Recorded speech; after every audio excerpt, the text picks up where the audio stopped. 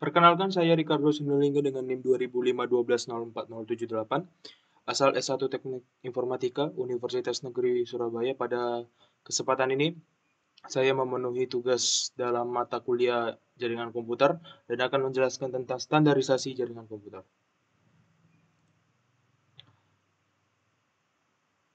Pada kesempatan ini, apa saja yang akan kita bahas? Yang pertama ada kita membahas tentang OSI, kemudian ada TCP/IP, terus ada OSI dan TCP dan TCP UDP, dan yang terakhir ada Network Protocol. Kita masuk pertama pada OSI.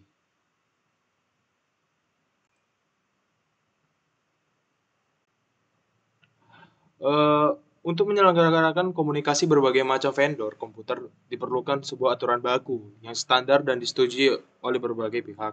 Seperti halnya dua orang yang berlainan bangsa, maka untuk berkomunikasi memerlukan suatu penerjemah atau interpreter dalam satu bahasa yang dimengerti kedua belah pihak. Nah, dalam kasus ini, Badan Dunia yang menangani masalah standarisasi ISO membuat suatu aturan yang bisa kita kenal sebagai nama model referensi OSI, atau bisa kita tahu juga tentang Open System Interconnection.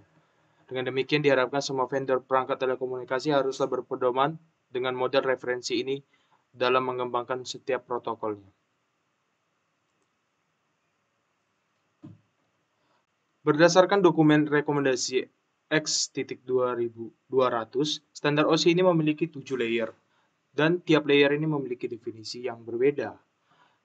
Kita bahas dari yang paling atas, layer 7 itu application layer, merupakan layer di mana interaksi antar muka end user dengan aplikasi yang bekerja menggunakan fungsionalitas jaringan, melakukan pengaturan bagaimana aplikasi bekerja menggunakan resource jaringan, dan juga untuk kemudian memberikan pesan ketika terjadi kesalahan. Di dalamnya ada service dan protokol, misalnya HTTP, FTP, SMTP, dan lain sebagainya. Yang berikutnya ada layer 6, presentation layer. Layer ini bekerja dengan mentranslasikan format data yang hendak ditransmisikan oleh aplikasi melalui jaringan. Kemudian ada layer 5 session layer. Ini mendefinisikan bagaimana koneksi dapat dibuat, dipelihara, ataupun dihancurkan. Dan di layer ini ada protokol name recognition, NVS, dan SMB. Kemudian ada layer 4 transport layer. Layer ini melakukan pemecahan data dalam bentuk paket-paket data serta memberikan nomor urut pada paket-paket data tersebut sehingga dapat disusun kembali ketika sudah sampai pada sisi tujuan. Selain itu, pada layer ini juga menentukan protokol yang akan digunakan untuk mentransmisi data, misalnya protokol TCP. Kemudian ada network layer. Ini membuat header untuk paket-paket yang berisi informasi IP, baik IP pengirim data maupun IP tujuan data. Pada kondisi tertentu, layer ini juga akan melakukan routing melalui internet working dengan menggunakan router dan switch layer ketiga. Selanjutnya ada layer data link layer. Ini berfungsi untuk menentukan bagaimana bit-bit data dikelompokkan menjadi format yang bisa kita kenal sebagai frame. Dan selain itu juga pada level ini terjadi koreksi kesalahan, flow control, penyelamatan perangkat keras, dan juga ada menentukan bagaimana perangkat-perangkat jaringan seperti hub, bridge, repeater, dan switch layer kedua beroperasi. Dan yang terakhir ada physical layer. Ini bekerja dengan mendefinisikan media transmisi jaringan, metode pensinyalan, sinkronisasi bit, arsitektur jaringan, seperti halnya internet atau token ring, topologi jaringan dan pengabelan, serta selain itu juga ada level ini mendefinisikan bagaimana NEC dapat berinteraksi dengan media kabel atau radio. Setelah kita membahas tentang beberapa bagian dari OSI layer, kita harus tahu juga tentang penerapannya. Nah, di sini saya rangkum sedikit bagaimana cara kita menerapkan OSI layer pada pengiriman email. Nah, pada yang pertama itu kita pada layer application paling atas, itu layer paling atas. Nanti layer pertama pada pengirim email dan layanan terakhir pada penerima email. Penggunaan web browser untuk mengirimkan email pada browser yang bisa kita kenal dan bisa kita pakai seperti EA, Chrome, maupun Firefox. Kemudian nanti akan diteruskan melalui layer presentation, dan ini pendefinisian dalam penyajian data yang akan dikirim ataupun yang diterima. misalnya dalam bentuk format JPEG, doc, dan lain sebagainya. Kemudian ada layer session, dan ini layer ketiga ini bagi pengirim email, dan layer kelima pada penerima email. Penggunaan sistem operasi, software, SQL, dan semuanya yang berhubungan dengan pengelolaan data. Selanjutnya ada transport layer. Nah, penggunaan protokol dalam melakukan transfer atau pengiriman dan penerimaan email menggunakan TCP, kemudian masuk ke dalam network layer. Nah, di network layer ini merupakan layer kelima bagi pengirim email dan layer ketiga bagi penerima email. Di dalamnya penggunaan protokol jaringan komputer seperti IP yang sudah saya jelaskan di sebelumnya. Kemudian masuk ke dalam data link. Nah, ini layer ke-6 bagi pengirim email dan layer kedua bagi penerima email. Ada penggunaan MAC address pada sebuah jaringan yang digunakan, dan yang terakhir physical layer yang merupakan layer terakhir bagi pengirim email dan layer pertama bagi penerima email. Nah, kemudian kita juga membahas tentang protokol yang akan bekerja pada OSI layer. Pada layer application layer ada beberapa protokol yang bekerja. Yang pertama ada HTTP Hypertext Transfer Protocol, kemudian ada FTP File Transfer Protocol, selanjutnya ada NVS Network File System, kemudian ada DNS Domain Name System. DNS ini mungkin sering kita kenal, yang merupakan protokol yang sering digunakan untuk memberikan suatu nama domain pada sebuah alamat, sehingga alamat itu lebih mudah dikenali, baik alamat pengirim maupun alat penerima. Kemudian ada POP3, ada MIM, Multipurpose Internet Mail Extension. Nah, ini kemudian protokol yang digunakan untuk mengirim file binary dalam bentuk teks. Jadi, dalam komputer itu tidak serta-merta tulisan yang dikirim, melainkan di convert dalam bentuk file binary dan huruf biner. Dan juga kemudian ada SIMB, ada NTP, dan kemudian DHCP, Dynamic Configuration Protocol. Nah, di dalam ini layanan yang memberikan nomor IP kepada komputer yang memintanya secara otomatis. Selanjutnya ada the presentation layer. Nah, di dalamnya itu ada Telnet, protokol yang digunakan untuk access remote. Kemudian ada SMTP, Simple Mail Transfer Protocol. Dan yang terakhir ada SNMP, Simple Network Mail Protocol. Nah, di dalam SNMP merupakan protokol yang digunakan dalam manajemen suatu jaringan. Selanjutnya ada OSI ada session layer. Di dalamnya ada NetBIOS, berfungsi sebagai penyiaran pesan. Kemudian ada NetBIOS, NetBIOS Extended User Interface. Fungsinya apa sih dari NetBIOS dan NetBIOS ini? Kurang lebih sama, tetapi di NetBIOS ini dikembangkan dengan menambahkan fungsi yang memungkinkan bekerja dengan beragam perangkat, keras maupun lunak. Ada SDP, ada PAP, dan ada SPDU. Selanjutnya ada transport layer. Nah, di dalamnya ada TCP, protokol yang menyediakan layanan penuh lapisan, dan yang selanjutnya ada UDP, User Datagram Protocol. Selanjutnya ada network layer. Di dalamnya ada IP, Internet Working Protocol, ada RRP, Address Resolution Protocol, ada RARP, Reverse Address Resolution Protocol, kemudian ada ICMP, Internet Control Message Protocol, dan yang terakhir ada IGMP, Internet Group Message Protocol. Dan selanjutnya ada data link layer, ada PPP, point to point, dan yang terakhir ada SLIP, Serial Line Internet Protocol. Nah, yang terakhir ini ada physical layer. Nah, di dalamnya ini protokolnya sedikit menarik karena tidak memiliki protokol yang spesifik, karena nanti di dalamnya ini hanya terdapat bit-bit data saja. Baik, setelah kita membahas OSI, kita masuk ke dalam TCP/IP. TCP/IP, arsitektur TCP/IP ini tidak berbasis model seperti tadi yang saya jelaskan pada OSI layer tadi, tapi menggunakan model referensi DARPA. Nah, kalau kita kembali lagi di video saya sebelumnya itu saya membahas DARPA ini merupakan awal dari perkembangan internet. Nah, dan konsep dalam DARPA sendiri itu menggunakan TCP/IP. Nah, di dalamnya sendiri ada 4 layer. ada application layer, ada transport layer, ada internet layer, dan yang terakhir ada network layer.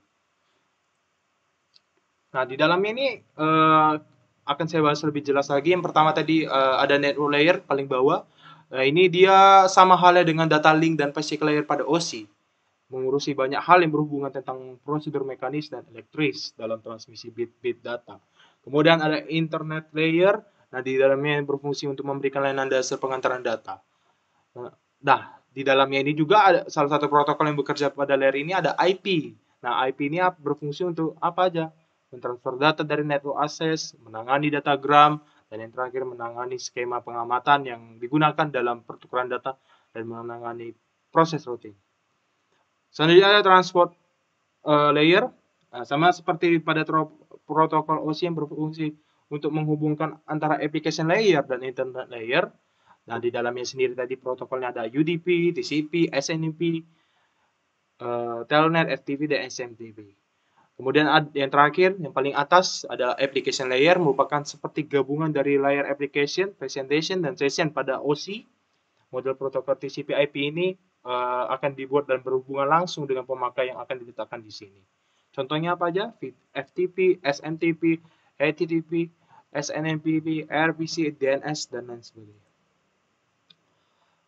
Setelah itu kita akan masuk ke dalam OSI versus TCP/IP dan TCP/IP versus UDP. Ini menjelaskan tentang apa perbedaan dan kelebihan dan kekurangannya. Nah, kalau tadi kita bahas tadi di OSI ada 7 layer dan di TCP/IP ada kurang lebih 4 layer. Nah, di dalamnya ini OSI layer dengan TCP layer ini memiliki perbedaan yang cukup banyak ya. Dan disebabkan karena OSI layer dan TCP layer ini dirancang berbeda. Namun, dasarnya ini memiliki kegunaan yang cukup sama saja. Dan juga TCP layer ini juga merupakan protokol spesifik yang bersifat khusus, sedangkan OSI layer ini merupakan protokol independen atau yang bersifat sendiri. Pada layer teratas juga ya, digunakan OSI layer adalah application, presentation, dan session. Dan pada TCP layer pada bagian teratas hanya menggunakan satu layer saja, yaitu layer application.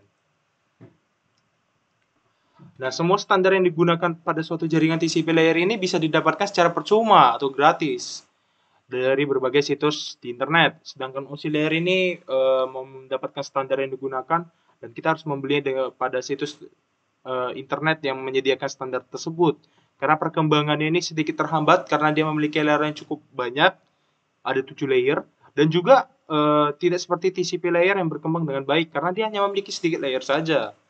Dan kemungkinan kedepannya TCP juga akan menjadi standar dunia jaringan komputer. Tidak seperti OSI, mungkin tertinggal pada perkembangan yang sedikit terhambat. Kemudian ada OSI layer ini dia mengembangkan model yang berdasarkan teori yang dimiliki, sedangkan pada TCP layer dia mengembangkan model setelah melewati tahap-tahap yang telah diimplementasikan.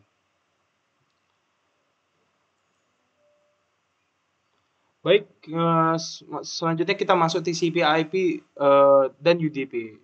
Secara harfiah ini sedikit sama, tetapi ada perbedaan. Nah, pada jaringan internet ini terdapat 2 jenis protokol yang sering digunakan.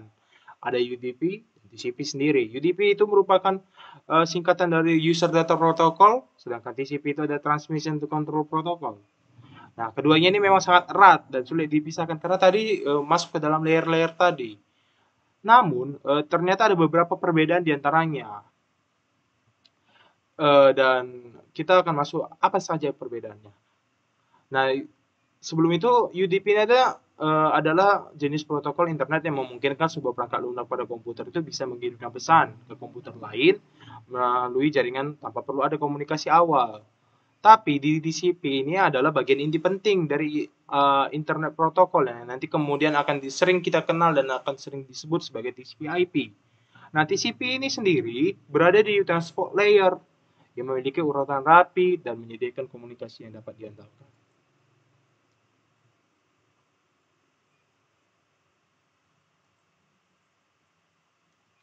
Nah, yang pertama itu apa sih yang menjadi perbedaannya itu? Yang pertama ada karakteristik operasional. Dia memutuskan menggunakan, jika seseorang memutuskan UDP, berarti kita udah tahu mempersiapkan diri untuk menerima karakteristik operasionalnya yang tanpa koneksi, sehingga pesan-pesan yang kita ingin transfer oleh protokol ini bisa ditransfer begitu saja tanpa perlu pertimbangan hubungan konektivitas antara host-host. Dan kebalikannya sendiri, TCP ini berorientasi pada sambungan. Jadi sebelum data ditransfer, protokol ini akan melakukan sesi koneksi. Dan apabila sambungan tidak berjalan, TCP ini sendiri tidak dapat diandalkan untuk mengirim pesan sesuai kebutuhan yang berlaku. Nah, yang selanjutnya ada season transfer. Perbedaannya sendiri keduanya ini tampak pada cara mengirimnya. UDP bekerja secara tidak berurutan, sehingga file yang dikirim secara bersama tidak dapat diprediksi kapan yang sampai pertama kali. Sedangkan TCP itu bekerja secara berurutan. Misalnya jika kita mengirim file A sampai Z, dia akan berurut dari A, B, C, D sampai Z. Dan tidak perlu merasa khawatir untuk dalam mengelola data. Nah, yang ketiga ada kecepatan dan keandalan. Kalau kita bicara tentang TCP, kita selalu menyebutnya sebagai protokol yang andal karena yang tadi kita jelas tadi, lebih terurut, lebih mudah dalam mengelola data. Tapi memang ya itu, dia kadang bisa saja putus di tengah-tengah. Nah, jika misalnya kita mengirim data untuk kebutuhan pribadi atau bisnis, tidak perlu khawatir data tersebut akan rusak. Dia akan terus meminta bagian yang terputus hingga semua data tersambung menjadi single data yang valid.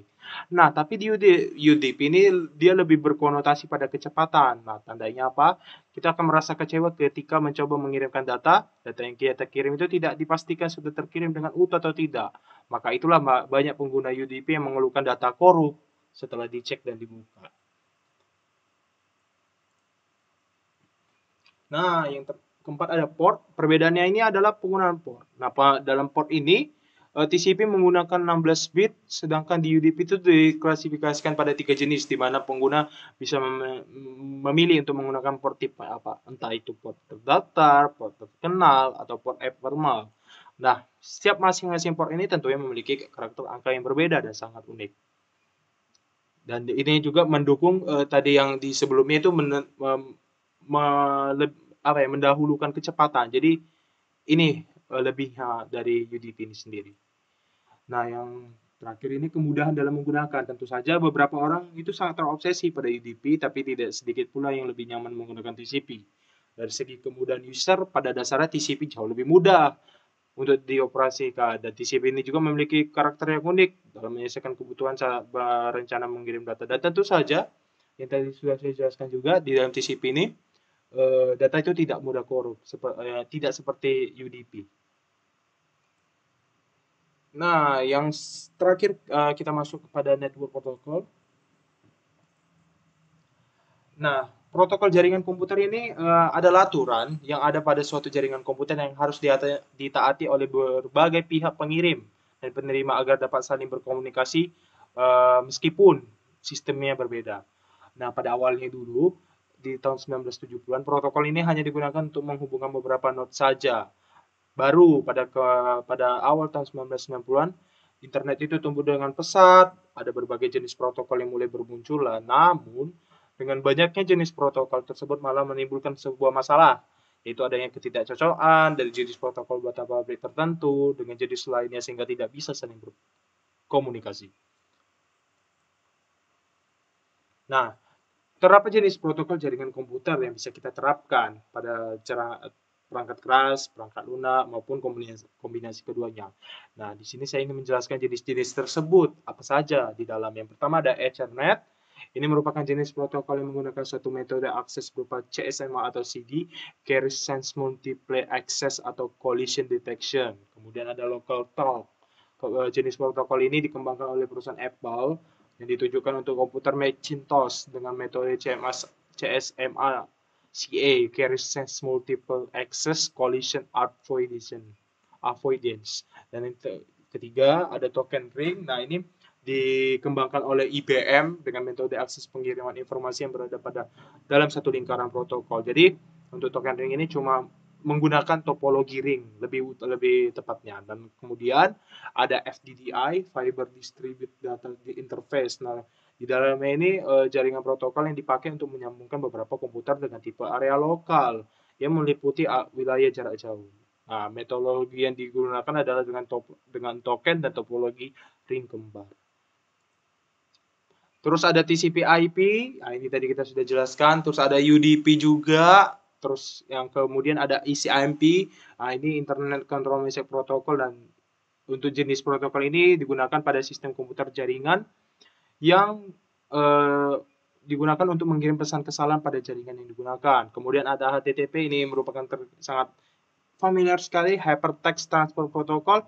Nah, untuk protokol ini sendiri itu digunakan oleh www, World Wide Web, atau yang bisa kita kenal web, itu digunakan sebagai sebuah identitas utama dalam jaringan internet untuk mengakses sebuah situs atau website. Terus HTTPS. Nah, perbedaannya apa? Ini lebih secure, dia ini lebih aman dari HTTP dan dijadikan sebuah protokol komunikasi juga oleh www. Dan yang terakhir itu ada FTP, File Transfer Protocol. Nah, jenis protokol internet yang berjalan di dalam lapisan aplikasi ini sebagai standar untuk mengirimkan berkas komputer antar mesin dalam sebuah internet working. Mungkin itu saja presentasi dari saya. Terima kasih atas perhatian. Jika ada kesalahan kata dan kekurangan materi dalam penguasaan materi, saya mohon maaf. Terima kasih. Sampai jumpa di video selanjutnya.